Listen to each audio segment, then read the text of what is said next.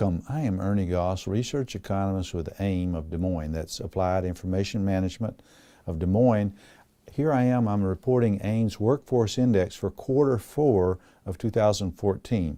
Now, we reported Q3, and I'll talk about those numbers and talk about the comparison between the two. But the Workforce Index, as we've come up with it, that's again AIM's Workforce Index, is a ratio of online job openings. Now, it's online job openings divided by the number of unemployed. So the higher that number is, the better the economy is doing. Now, the index ranges between 0, which is awful, of course, and 100, which is perfect, of course.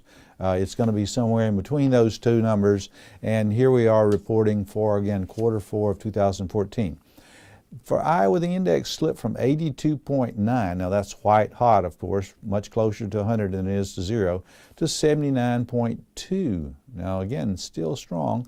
Iowa's ranking moved from 5th best in the nation, number 1 would be the best in the nation, moved to 8th best in the nation, still right in there, slugging it out, even with the farm sector weakening and that spilling over into the John Deeres and the other companies that are tied to agriculture, tied to energy, ethanol, for example, even with those little bit softer numbers, or actually weaker numbers.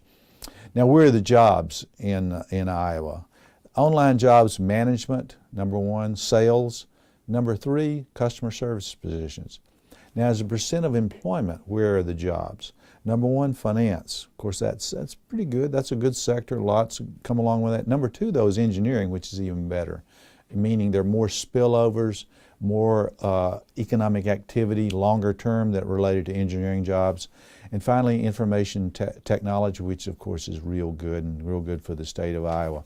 Now here I'm going to bring up a chart, and you'll see Q3 versus Q4 for Iowa, and as you see, the number came down and the ranking went up, but still in the top 10 Iowa is, and that's really good. Now, I do, however, think that Iowa's numbers are probably going to weaken a little more and rankings come down because of energy and because of principally farming, though, with the strong dollar. The top states in America, North Dakota, but that's going to change, as you know. Their unemployment is going up in North Dakota, but it's still pretty it's good there. Number 2, Minnesota. Number 3, Nebraska. Number 4, Kansas. And finally, Delaware, rounding out the top 5. Now, the bottom 5, they've been much the same as we've been reporting monthly numbers and the quarterly numbers. Maine, number 50. And, of course, there's some real issues in the Maine economy. Number 49, California. Number 48, Alaska. Number 47, New York. And finally, 46 is Mississippi. Now, that's our report for the month, but let's talk about some of what you need to keep an eye on, I think, as a business person, as an investor, or as a citizen. What do you watch out for? Case-Shiller Home Price Index. That's been coming down, that number, the growth, and that's not such a bad thing. But what I'm concerned there is this is going to stimulate Congress and the President to do something. They've not been doing the right things. They've been inventing new ways to boost housing prices because they fear they want to put housing more in line for lower income individuals. Good goal, but it doesn't work. We saw how it worked the last time, had a crash. We'll have another crash if Congress and the President continue to try to boost housing. Housing will take care of itself without them doing that. Keep an eye on the jobs added. That would be the jobs added for January and then February. Then that would come out on February the 6th and March the 6th. Now, I should say that would be for January and February. Those numbers are going to be probably above 200,000, but a lot of those, unfortunately, are part-time jobs. We need to see some full-time jobs there. But the most important number in those two reports is the wage growth. Why is it important? Because the Fed is watching that number, and if it gets up to 3% annualized, the Fed's going to move to raise rates. And that's just going to happen. Now, it's been 2% and below, so it's not even close to 3%, but it's going to be going there. Now, when? I think perhaps as early as the middle of the year, but it's been below 2%. Keep an eye on the yield on 10-year Treasury, as I said in previous videos that we've recorded here. That's a measure of risk. When risks go up, globally, investors come into our market, buy our bonds, lend to us at ridiculously low rates. That'd be 1.6% on a 10-year bond. That's madness. Now, when that yield goes up, that means risks are coming down. That's a good signal.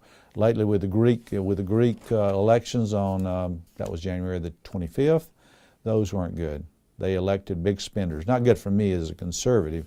They were big spenders. The big spenders, that means that yields on their bonds went up by 2% in very short order. Now, why is that? They're threatening to let default on the bonds. Now, not directly, but we can read between the lines. Greek default on bonds spreads over to other nations. That would be Italy, to Spain, principally Spain. Spain's very concerned about this. And of course, Greece leaving the euro. That'd be a big, big deal. That would tend to increase the value of our dollar, slowing growth, especially in agriculture and those businesses tied to agriculture, but also energy, as oil prices would come down with a bolstering value of the dollar. All right. What are the risk factors? As I said, the housing market, the Greeks and the Russians out there. Who would have thought this collaboration between the two, bringing risk up? Of course, the Russians are in Ukraine and other places potentially, and that raises risk, increases the value of the dollar. That's where it affects us primarily. Of course, it affects our trade, our sales in Greece, but we don't have that much sales in Greece. We don't have actually that much in Europe, but it does affect the value of the dollar, and it does slow agriculture. It does slow energy principally. So obviously, I'm talking about the value of the dollar. That's king here, and the king has been a little too strong lately. I'd like to see the growth. It's been maybe 12% since the middle of the year. I don't mind a strong dollar, but this is too strong. So that's something you need to keep an eye on. And of course, the farm economy and the energy economy here for Iowa, both very important for Iowa. The cheap fuel prices, that's good, but it's hurting. That's not hurting the agricultural sector. What's hurting the agricultural sector is the strong dollar and sales abroad, the global slowdown, and the stronger dollar. So that's it. That's it for Q4 here. I'm Ernie Goss, research economist with AIM, that's Applied Information Management here in Des Moines, reporting on Iowa's Q4 numbers. They were good. They were good. Weren't quite as good as Q3. I expect Q1 numbers for Iowa to be even a little bit softer still, but we're still talking about pretty good numbers. So that's good. So until we meet again here with our next report coming to you the second Tuesday of February, this is Ernie Goss signing off here for AIM of Des Moines. And until our next report, may your economic cup runneth over. Thank you.